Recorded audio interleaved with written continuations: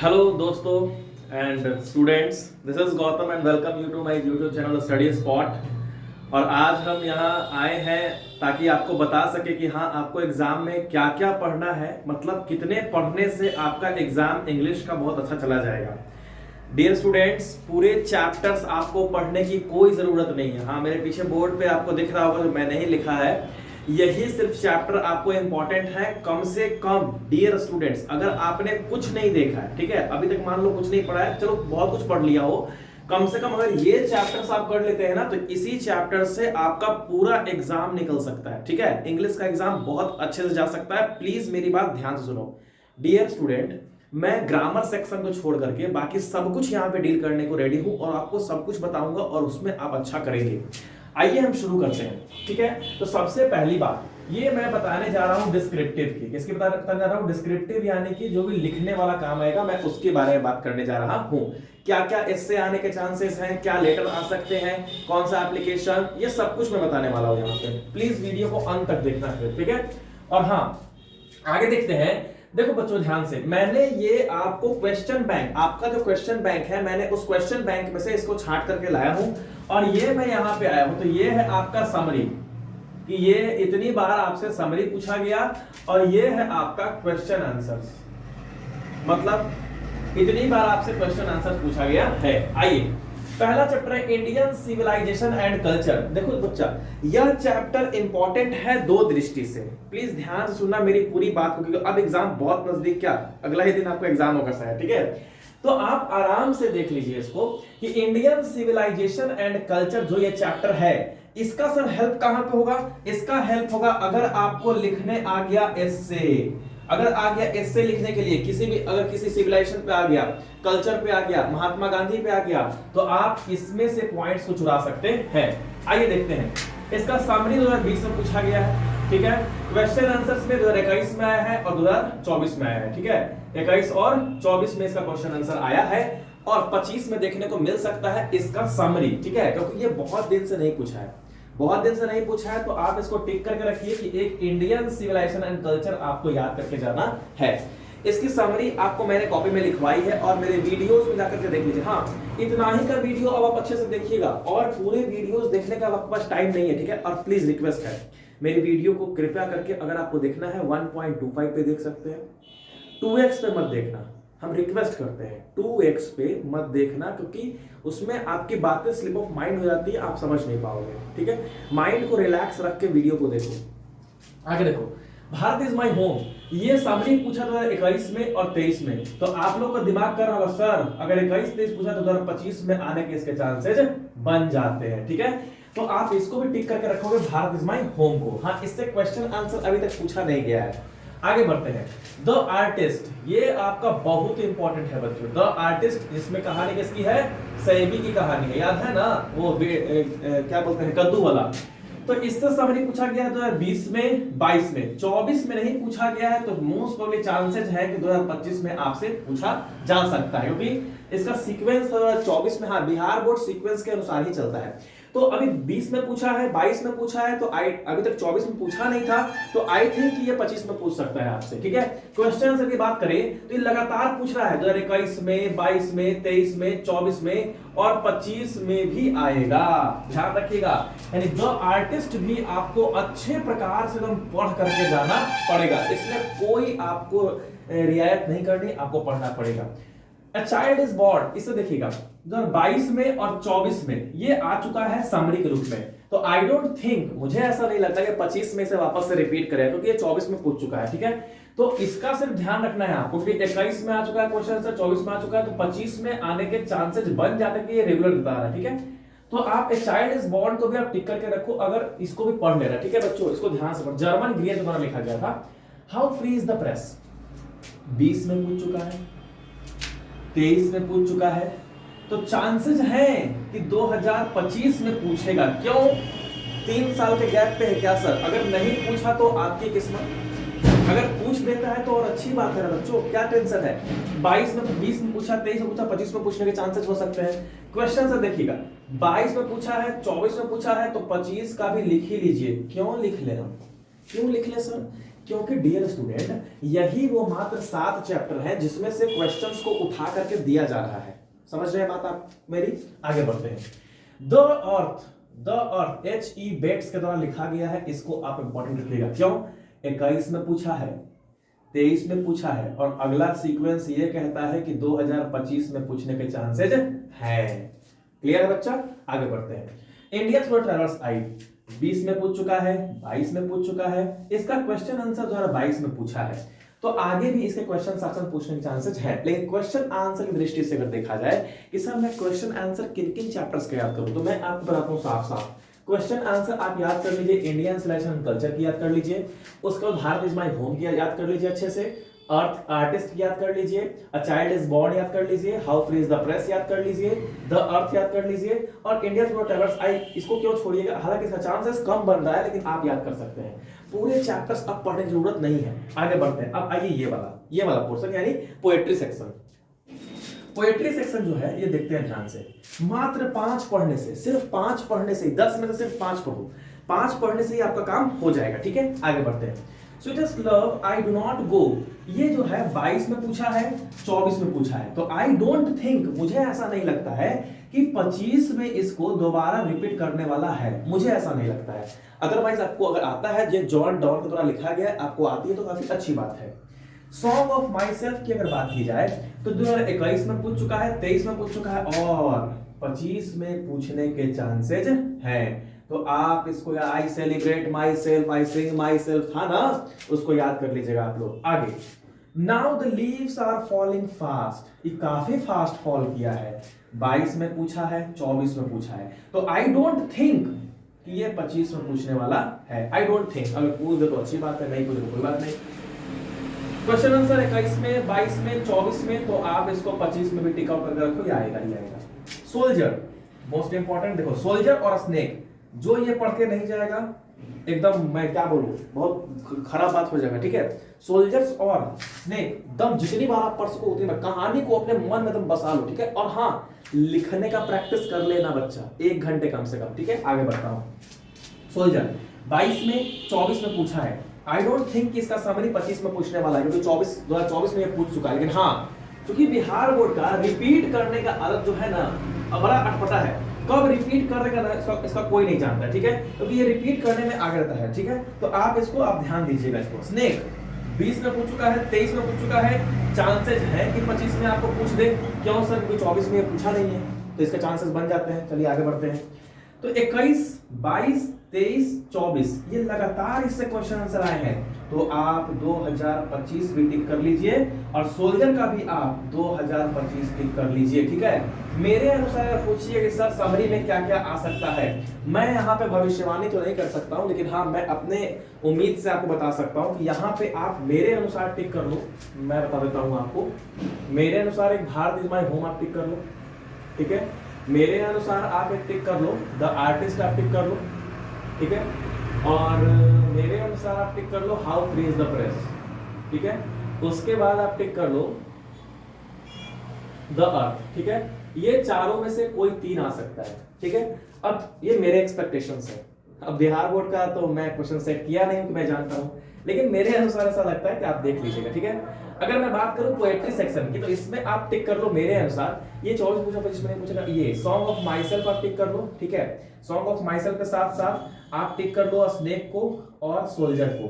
ठीक है, ये आप टिक करके रखो, क्योंकि ये आने के चांसेस बहुत ज्यादा है, ये तीनों में से आपको कोई ना कोई दिखने को मिल जाएगा। ठीक है, डियर स्टूडेंट, मैं यहाँ बताता हूँ कि आप 3 को याद कर लीजिए प्रोज का, और 3 आपको याद होना चाहिए पोयम का। ठीक है, ये 3 3 6 को आपको ऑप्शन रहेगा, 6 में से कोई एक लिखना है, 6 में से कोई एक लिखना है। तो अगर आप इसमें से कोई 3 याद कर लो, कोई 3 याद कर लो, लेकिन लक आपका है, क्योंकि देखो इंडियन सिविलाइजेशन कल्चर बहुत दिन से नहीं पूछा है, तो चांसेस अगर इसका बनाते हो तो कोई दिक्कत वाली बात नहीं है, आप पूछ सकता है। ठीक है, तो आपको कम से कम क्या याद कर लेना है, एक आप याद कर लो, मेरे अनुसार द अर्थ याद कर लेना, द आर्टिस्ट याद कर लेना, और ये सिविलाइजेशन वाला याद कर लेना। ठीक है, भारत इज माय होम भी आप देख लेना।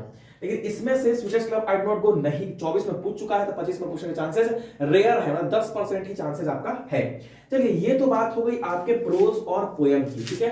अब हम बात करते हैं आपके कुछ इंपॉर्टेंट यहाँ पे लिखे हुए। हाँ डियर स्टूडेंट, ऑथर का नाम आपको याद रखना है। मेरे क्लास में एक स्टूडेंट थे, हाँ एक स्टूडेंट थे, उनका नाम तो हम नहीं लेंगे ठीक है, लेकिन आप ये जान लीजिए उन्होंने बहुत अच्छा इसको बनाया था, एक फ्रेम टाइप मैंने देखा था A4 शीट पे उन्होंने बनाया था, और A4 शीट पे बहुत अच्छे से ये दिखलाने की कोशिश की थी कि सर यहाँ पे इसका ये एस्से है, ये पोएम है, ये इन्होंने ये लिखा है, इन्होंने ऑथर ने ये लिखा है, उन्होंने तो उस बच्ची ने क्या किया था ना, पूरे ऑथर के बारे में लिख के रखा था कि हाँ इनका जन्म ये हुआ, फिर बहुत कुछ लिख रखा था। तो आप सभी लोग क्या करना है, अब ऑथर का नाम आप याद कर लो, जितने भी ऑथर है। एक मिनट सर, क्या ये आपने 7 और 5 12 लिखेंगे, क्या सिर्फ यही 12 पढ़ के मेरा काम चल जाएगा क्या? नो नो नो, आपको 10 और 10 20 ऑथर्स के नाम आपको याद रखने पड़ेंगे चैप्टर वाइज। जितने 20 चैप्टर्स हैं आपको 20 का 20 नाम याद रखना पड़ेगा। कितना मार्क्स आएगा सर? सर ये 20 याद करने से आपको 5 नंबर आ जाएगा। बात समझ रहे हो? 5 मार्क्स आ जाएगा आपका। आगे बढ़ते हैं। इंग्लिश पे नोट्स, या तो इंग्लिश एज ए लैंग्वेज पूछ सकता है, या ग्लोबल इंग्लिश पूछ सकता है, या फिर मॉडर्न इंग्लिश पूछ सकता है आपसे। तो इंग्लिश पे भी मैंने लिखा करके रखा है, आप उस पर आराम से पढ़ लीजिए। और हाँ, इसको अगर लिखने की बात आती है तो मिनिमम आप 15 से 20 लाइन आपको लिखना पड़ेगा। लिखने की प्रैक्टिस आप कर चुके होंगे और कर लीजिएगा, ठीक है, क्योंकि ये क्वेश्चन आएगा ही आएगा, ये टिक करके रखो। ये क्वेश्चन आएगा ही आएगा, आप टिक करके रख लो। पैसेज और प्रिसाइज जब भी पूछता है तो और में पूछता है। प्रिसाइज का मतलब क्या होता है, हिंदी में इसे कहा जाए, हिंदी मीडियम वालों के लिए संक्षेपण। इन्होंने संक्षेपण पढ़ रखा है, ठीक है। पैसेज क्या होता है सर? देखो डियर, पैसेज में 4 क्वेश्चन पूछेंगे, 4 से 5, ठीक है। शुरुआती 2 क्वेश्चन का आंसर शुरुआत के लाइन में ही मिल जाएगा, लास्ट क्वेश्चन का आंसर लास्ट में मिलेगा, और जो मिडिल क्वेश्चन रहेगा वो कहीं ना कहीं आपको बीच में मिलेगा। एक आध क्वेश्चन इसमें टफ मिल सकता है, तो घबराना नहीं है। मैं बार बार बोल रहा हूं, एग्जाम में घबराना नहीं है, नॉर्मल होकर जाओ, एकदम रिलैक्स होकर जाओ, जो होना होगा सो होकर रहेगा, ठीक है, एकदम रिलैक्स होकर जाओ। आगे देखिए, प्रिसाइज राइटिंग, इसमें क्या करना है, इसमें एक लंबा सा पैसेज लिखा हुआ रहेगा। प्लीज सबसे पहला काम इसके वर्ड्स को काउंट करो, ठीक है। काउंट करने के मान लो कि यहां पे हमारे वर्ड्स आए हैं 100, ये 100 प्रिसाइज है। अगर जब आप इसका प्रिसाइज लिखोगे तो आपको मैक्सिमम 33 तो रेयरली है, 33 छोड़ दो, 35 शब्दों में जो खत्म कर दो, ठीक है। प्रिसाइज लिखने के बाद आपको स्क्वायर ब्रैकेट में, इसको कहते हैं स्क्वायर ब्रैकेट, ठीक है, स्क्वायर ब्रैकेट में आपको यहां लिखना पड़ेगा 35 वर्ड्स, ऐसा लिख के आना पड़ेगा, तभी आपका हो जाएगा। और हाँ, प्रिसाइज लिखने के बाद आपको एक टाइटल ऊपर में देना पड़ेगा, ठीक है। आप वो पढ़ोगे तो आपको ऑलरेडी आ जाएगा। चलो मान लिया किसी को प्रिसाइज लिखने नहीं आया, ठीक है, वो क्या करेगा सर? तो वो कर सकता है, उसको पैसेज आएगा सर, पैसेज वो बना सकता है। लेकिन हाँ, मेरा ऐसा मानना है कि पैसेज लिखने से पहले यहाँ पे अगर आपको सब कुछ इजीली आता है तो ये अच्छा बात है, अगर पैसेज से बनता तो पैसेज और अच्छी बात है। चलिए आगे बढ़ते हैं। ट्रांसलेशन, ये 5 को ट्रांसलेशन आएगा बच्चों, 5 में से 3 को आसान रहेगा, 2 को थोड़ा सा टफ रहेगा, थोड़ा सा, ठीक है। अगर आपको आता है तो आप इजीली बना लोगे, ठीक है। तो यहाँ पे ही मैं कह रहा हूँ कि ट्रांसलेशन आप क्वेश्चन बैंक निकालो, उसका बना लो। मैं बार बार बोल रहा हूँ, इंग्लिश पेपर के लिए घबराओ नहीं। अगर घबराना है तो छोड़ दो, मत जाओ एग्जाम देने। घबराना नहीं है बच्चों, आराम से इंग्लिश पेपर को दे करके आओ, कोई दिक्कत की बात नहीं है। बाकी मैं यहाँ बैठा हुआ हूँ, सारे क्वेश्चंस को डील कर दूंगा, ठीक है।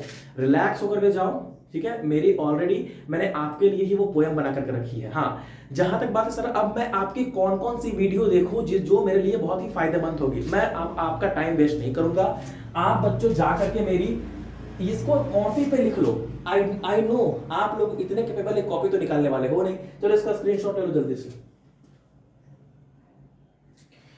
हाँ, आई होप आपने स्क्रीनशॉट ले लिया होगा। तो स्क्रीनशॉट लेकर के बच्चा ये जाके पढ़ ले, ठीक है। ये पढ़ लो जाकर के, भारत इज माय होम पढ़ लो, आर्टिस्ट पढ़ लो, अ चाइल्ड इज बोर्न पढ़ लो, how free is the press पढ़ लो, द अर्थ पढ़ लो। ये 6-7 जाके पढ़ लो। 10 वीडियो देखने की जरूरत नहीं है। क्यों टाइम वेस्ट कर रहे हो? मेरे व्यूज मत बढ़ा, अपने मार्क्स को बढ़ा। और आपका मार्क्स तभी बढ़ेगा जब आप ये 6 वीडियो देखेंगे। 10 मत देखना, मैं बार बार बोल रहा हूं, ठीक है। आप सिर्फ ये 6 वीडियो 7 वीडियो देखी जाकर के आपका आराम से वहां पर सिलेक्शन हो सकता है, ठीक है। आगे पोएम में कौन सा देखो सर? पोएम में ये 5 देख, सिर्फ यही 5 देखो। मेरी बात सुन पा रहे मैं क्या कह रहा हूं? सिर्फ यही 5। और हाँ सर एक और पढ़ ले क्या? हम बोले पढ़ लो। एक और बहुत ही छोटा सा है, इपीटैफ। एन इपीटैफ, इसको आप लोग याद क्यों नहीं कर लेते? इसको याद कर लो ना भाई, ये बहुत छोटा है, एकदम इत्तू सा पोयम है। तो आपके पास एक तरह से स्टॉक में रहेगा ना, अगर पूछ लिया तो लिख देंगे, उसमें क्या है। हाँ अब मैं आपको बता दूं साफ साफ, समरी में क्या लिखना है, कैसे शुरुआत करनी है। सबसे पहले लिखना है, 2-3 तरह का है। देखो सबसे पहले sir this is the story, या दिस इज द स्पीच, या दिस इज द एस्से, जो कुछ भी। हाँ ये भी आपको याद रखना है कौन एस्से है कौन स्पीच है, वो आपको वहां लिखने में हेल्पफुल होगा, ठीक है। दिस इज द स्पीच, सीधे कहते हैं this is the story taken from, हाँ टेकन फ्रॉम लिया गया, टेकन फ्रॉम, एक मिनट, this is the story taken from our respective book Rainbow, ठीक है, ऐसा आप स्टार्टिंग कर सकते हैं। This chapter has been written by John Donne, he is a very good writer, his writings are very very good, आप ऐसा ऐसा करके लिख सकते हैं। उसके बाद एक शुरुआती के 3-4 लाइन आपको उसके बारे में डील करना है, फिर आप पोएम पे आइएगा। 10 लाइन कोशिश करना है, 10 से 11 लाइन आपको करना है। और हाँ हर एक समरी के लास्ट में 2 लाइन में आप उसका समराइज लिख दो। कहने का मतलब at last we find this, at last this is the moral of the story, यानी मोरल ऑफ द स्टोरी लिख देना, आपका मार्क्स मिल जाएगा, ठीक है। और रिलैक्स होकर के लिखना। मैं ये भी बताने वाला हूं कि इससे क्या क्या पूछने वाला है। वीडियो अगर लंबी चली जाए घबराना नहीं है, ठीक है, पूरी वीडियो देखना है, क्योंकि ये वीडियो आपका एक तरह से सपोर्टिव है भाई, आप मोटिवेट रहोगे इस वीडियो को देखने से। चलिए आगे बढ़ते हैं। चलिए ये तो हो गया आपका, चलिए ट्रांसलेशन हो गया आपका। लेटर एप्लीकेशन, लेटर एप्लीकेशन मैंने बहुत ही सिंपल तरीके से, बहुत ही सिंपल तरीके से मैंने एग्जाम क्लास में करवा रखा है। सिर्फ वही आप पढ़ लीजिए, वो पढ़ने से आपका क्लियर हो जाएगा, ठीक है। मैंने ये भी बताया था कैसे कैसे फॉर्मेट है, ठीक है। हाँ जो सीबीएसई स्टूडेंट है वो ध्यान रखेंगे कि सीबीएसई में लेटर जो था वो पूरा लेफ्ट साइड लिखाता था। अच्छा आपका लेफ्ट इधर है, पूरा लेफ्ट साइड लिखाता था। लेकिन अब बिहार बोर्ड में क्या होता है कि ऊपर का लेफ्ट साइड और नीचे का राइट साइड लिखाता है। ध्यान रखिएगा सर। कहां से देखिए सर? क्वेश्चन बैंक निकालो और देख लो, कोई हैरानी की बात नहीं है। फॉर्मेट ही सीख लेंगे, इसमें क्या है। अगर लेटर टू फ्रेंड आ गया, दोस्तों के पास, माता पिता के पास, तब तो आप आसानी से उसमें लिख सकते हो, कोई उसमें दो राय नहीं है। इससे की बात, इससे कौन कौन से आ सकते हैं, मैं यहाँ पे छांट करके कुछ लाया हूँ। हाँ आपको दिखाई तो नहीं देगा, मैंने यहाँ पे, मैं यहाँ लिख दूंगा, आपको शायद दिखाई दे दे आपको, ठीक है। तो यहाँ पे अगर इससे की बात की जाए तो मैं इससे यहाँ पे लिख करके लाया हूँ, ये मैं बोर्ड पर लिख के देता हूं आपको, ठीक है। आप इसका स्क्रीनशॉट ले लीजिए। Welcome back students. अब हम यहाँ पे देखते हैं आपका एस्से की बात कर लेते हैं। तो मैंने यहाँ पे कुछ एस्से मेरे अनुसार लिखा है, और ये मैंने क्वेश्चन बैंक को ध्यान में रखते हुए लिखा है। मैंने क्वेश्चन बैंक को रीड आउट किया है, पढ़ा है, वहां से मैंने देखा है कि हाँ किस किस तरह के पूछे जा रहे हैं। मैंने ये भी नोटिस किया है कि किस ईयर में कौन, जैसे सुनिएगा 2021 में पूछा गया था कोरोना के बारे में, तो कोरोना उसमें बहुत प्रिवेलेंट था, ठीक है। अब आइए यहाँ पे देखते हैं एनी इंडियन फेस्टिवल, ये आपको याद रखना पड़ेगा, चाहे आप होली पे याद कर लो, दिवाली पे याद कर लो, दशहरा पे याद कर लो, आपको याद करना पड़ेगा। किसी भी इंडियन लीडर के बारे में अगर मेरे अनुसार अगर ये पूछता है तो आप कोशिश करिएगा कि गांधी जी के बारे में लिख करके चले आए। देखिए अब यहाँ पे कोई अपना विचार मत रखो कि गांधी जी ऐसे थे वैसे थे, उसे मत रखो प्लीज। गांधी जी के बारे में लिख के आ सकते हैं, नहीं तो हाँ आप सुभाष चंद्र बोस, भगत सिंह, बहुत सारे ऐसे फेवरेट लीडर हैं, आप उसके बारे में लिख सकते हैं। मोस्ट प्रोबेबली जो है ये गांधी जी के बारे में सब लोग लिखते हैं और याद करना काफी आसान है। एआई, आर्टिफिशियल इंटेलिजेंस, ये मुझे लगता है मैंने ये एडप्ट किया है, ठीक है ना। मुझे लगा कि आजकल बहुत ये चल रहा है एआई, तो आपसे हो सकता है पूछ लिया जाए। तो एआई से क्या कर सकते हैं, एआई से आप फोटो बना सकते हैं, एआई से सारा काम कर सकते हैं। व्हाट्सएप भी आजकल एआई का फीचर देता आ रहा है, तो बहुत कुछ आप कर सकते हैं। Pollution, dear student, English medium biology वाले तो पूरा खुश होंगे इसको देख करके, ये पॉल्यूशन तो उन्होंने पढ़ ही रखा है भाई। अब पॉल्यूशन पे क्या लिखेंगे हम लोग, प्रदूषण, पॉल्यूशन, सीधे पॉल्यूशन कैसे होता है sir, there are 5 types of pollution, air pollution, noise pollution, land pollution, soil, सब लिखते जाओ ना, आराम से उसको डील अप कर दो। अब ये मैंने बहुत अच्छे से लिखा है न्यूज पेपर के बारे में। न्यूज, इस पे आप क्या लिख सकते हैं sir, news paper is the source of knowledge, news paper से हम लोग बहुत कुछ प्राप्त कर सकते हैं। और अगर आपको दम नहीं आ रहा है, ठीक है, तो आप ऐसे लिख सकते हैं, इट कंटेन्स मेनी पेजेज, एक 1 page of sports, 1 page of politics, 1 page of our city knowledge. आप वैसे भी लिख सकते हैं। डिसिप्लिन आपको इस पे याद रखना पड़ेगा। माई हॉबी, आपका क्या हॉबी है सिंगिंग, डांसिंग, रीडिंग या टीचिंग, जैसे मेरा टीचिंग है, तो आप अपने अनुसार अपने हॉबी के अनुसार लिख सकते हैं। माई फेवरेट स्पोर्ट्स में आप याद कर लो, लड़के लोग जल्दी लिखते हैं क्रिकेट के बारे में, आप क्रिकेट के बारे में याद कर लो। आप याद कर सकते हो क्या उसको बोलते हैं, कबड्डी के बारे में याद कर सकते हो, या आपका जो आप बोल रहे हो अभी मेरी वीडियो देख करके, जो भी आपका फेवरेट स्पोर्ट्स है, फुटबॉल हो गया, फुटबॉल, हॉकी हो गया, हॉकी लिखो। इलेक्शन ये मैंने ऐड किया है क्योंकि अभी इलेक्शन आने वाले हैं और मुझे लगता है कि ये इलेक्शन आपसे पूछ सकता है, तो प्लीज इलेक्शन आप देख लीजिए। The season you like the most, season जो आपको बहुत पसंद है, तो इसका आपको कहां से पॉइंट मिल सकता है सर? चैप्टर नंबर 3 पढ़ लो पोयम का, now the leaves are falling fast, आप वहां से इसका पॉइंट ले सकते हो। एक और आपको ध्यान आ रहा है, आप कर लो हेल्थ इज वेल्थ, आप ये एक ध्यान रख सकते हो, आपसे ये पूछ सकता है। चलिए आइए, नॉर्मन कंक्वेस्ट क्या लिख दिया सर आपने? अरे ये क्या लिख दिया मैंने? ये लिख दिया है मैंने स्टोरी ऑफ इंग्लिश, एक बुक आता है जो कोई नहीं पढ़ाता है, मैंने पढ़ाया है क्लास में, स्टोरी ऑफ इंग्लिश। इस बुक से ना 10 मार्क्स का आता है, मैंने सब पढ़ा लिख रखा है और क्लास में मैंने सब नोट्स भी लिखवा रखा है इसके बारे में। अब कहां से क्वेश्चन पूछेगा ये आप देखो, ठीक है। इस नॉर्मन कंक्वेस्ट जो है ये 2021 में और 2023 में ये पूछ चुका है, तो प्लीज इसको ध्यान से पढ़ के जाइएगा। हाँ, ये मेरा स्टोरी ऑफ इंग्लिश, ये भी स्टोरी ऑफ इंग्लिश से ये इंडियन राइटर्स के नाम, उसके नोवेलिस्ट के नाम आपको ध्यान रखने पड़ेंगे, कौन कौन है और कौन कौन नहीं है। तो इस प्रकार बच्चों मैंने आपको वो सब कुछ बता दिया जिससे आप इंग्लिश का अच्छे से वीडियो देख करके जा सकते हैं। प्लीज रिक्वेस्ट है, आई एम रिक्वेस्टिंग, मेरी उन वीडियोस को मत देखिए जो मैंने यहां पे नहीं बताया, मात्र 6 ही 5 देखिए जो मैंने बताया है। हाँ, एक काम आप कर लेना, ठीक है। जैसे मैंने एक वीडियो बनाया है 1 घंटा 11 मिनट के आसपास है समथिंग, ये है ऑल पोएम्स वाला, ठीक है। All poems in one video करके एक है मेरा वीडियो, इस वीडियो को जा करके देख लो, क्योंकि इस वीडियो में देखने से, हाँ 1 घंटा 11 मिनट का है ना भाई, तुम 1.25 पे भी अगर देख लेते हो तो तुम्हारा मुश्किल से वो 1 घंटे का कम ही समय लेगा, वो आपके दिमाग में राउंड अप करते रहेगा। अब देखो एग्जाम से आकर के क्या क्या करना है मैं बता देता हूँ, ठीक है। मान लेता है कि आपका एग्जाम है सुबह में, ठीक है। आप पिछले दिन एग्जाम देकर के मान लो आए हो, तो चुपचाप नॉर्मली आप लोग 3 बजे तक अपने अपने घर पहुंच जाइएगा, ठीक है। 3 से 4 थोड़ा सा रेस्ट कर लो, माइंड को रेस्ट देना जरूरी है, रेस्ट देना बहुत ही जरूरी है। मैं यहाँ पे बताता हूँ कैसे कैसे क्या क्या करना है। 4 बजे से लग जाना है, ठीक है। 4 बजे से 5 बजे तक, ठीक है, या 4 से 5 क्या करना है, इस 4 से 5 में मेरी वो वीडियोस को उठाइए और उन वीडियोस को जो मैंने बोला है उस वीडियोस को बिना रुके, मम्मी पापा सबको कहो साइड हो जाओ प्लीज, आज के लिए चुपचाप 4 से 5 1 घंटे में उन वीडियोस को देख लो, ठीक है। चलो 5 नहीं तो 5:30 तक तो कम से कम देख ही लो, ठीक है। ये आप टाइम रखिए वीडियोस का, जो मैं बोल रहा हूं वैसा करते जाना, ठीक है। अब देखो 5:30 तक तुम कर लियो यहाँ पे, अब आराम से 5:30 बजे से लेकर के, ठीक है, 6 बजे तक आप इस दौरान आप क्या कर सकते हो, एस्से जो है आपका, एस्से के लिए आप 6:30 तक का टाइम लो, ठीक है। 6:30 तक का टाइम दो, इसमें आप पूरा एस्से को देख लो ध्यान से, एस्से जो भी आपने लिख रखा है उसके बारे में आप सोच लो, ठीक है। 6:30 से लेकर के 7 बजे तक, ठीक है, इसमें आप लेटर और एप्लीकेशन, आई नो फॉलो कोई नहीं करने वाला है, लेकिन जो करोगे वो अपने लिए करो, मैं टीचर हूं, मैं आपको बता रहा हूं, ठीक है। 7:30 बजे तक आप लेटर करो, ठीक है। उसके बाद आप 7 बजे से 7:30 तक थोड़ा सा आप रेस्ट कर लो, क्यों? क्योंकि लगातार पढ़ने से आपका दिमाग शॉक्ड हो जाएगा, ठीक है। 7:30 तक आराम से रेस्ट करो, कोई हड़बड़ी नहीं बच्चा। हाँ, हमारे पास टाइम है, जो कह रहे ना कल सुबह एग्जाम है, कल, अरे रिलैक्स रहो भाई, दिमाग को थोड़ा शांत रखो। एग्जाम सब लोग देने जाते हैं, मैं भी गया हूं, आप 2-3 एग्जाम दे के आ गए ना, रिलैक्स रहो थोड़ा सा।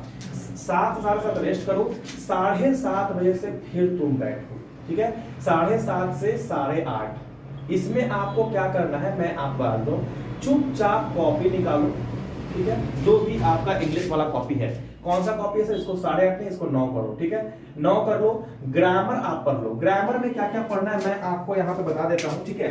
हाँ, जो ग्रामर पढ़ाना यहाँ पे पॉसिबल नहीं है बेटा, ठीक है ना, इसीलिए मैं यहाँ पे आपको सिर्फ और सिर्फ यही बता सकता हूँ कि क्या क्या किया जा सकता है, ठीक है। ग्रामर में आप एक काम करो, एक पढ़ लो वॉइस, ठीक है, एक पढ़ लो आप टेंस, ठीक है, फिर आप पढ़ लो नरेशन, नरेशन जिससे आप क्या कहते हो, स्पीच कहते हो, क्या कहते हो बेटा, स्पीच कहते हो, ये आप पढ़ लो, टेंस पढ़ लो, वॉइस पढ़ लो, नरेशन पढ़ लो। ठीक है। हाँ, पार्ट ऑफ स्पीच से उतना आपको नहीं पूछता है, पार्ट ऑफ स्पीच से उतना आपको नहीं पूछता है। हाँ, एक और सब्जेक्ट चैप्टर है subject verb agreement. Subject verb agreement मैंने जो नोट्स लिखाया है कोई काट के दिखा दे तो मैं मान जाऊंगा, ठीक है। आप नॉर्मल तरीके से उसको आप पढ़ के जाइए, ठीक है। और हाँ, थोड़ा निचले स्तर का ज्ञान ले लिया है। एक ये हो गया, एक ये हो गया, एक सब्जेक्ट वर्ब एग्रीमेंट हो गया, एक और मुझे तो अभी ध्यान नहीं आ रहा है लेकिन एक आध और छूट रहा है। हाँ, एक आप देख लो रिमूव टू, रिमूव टू एक आप ये देख लो।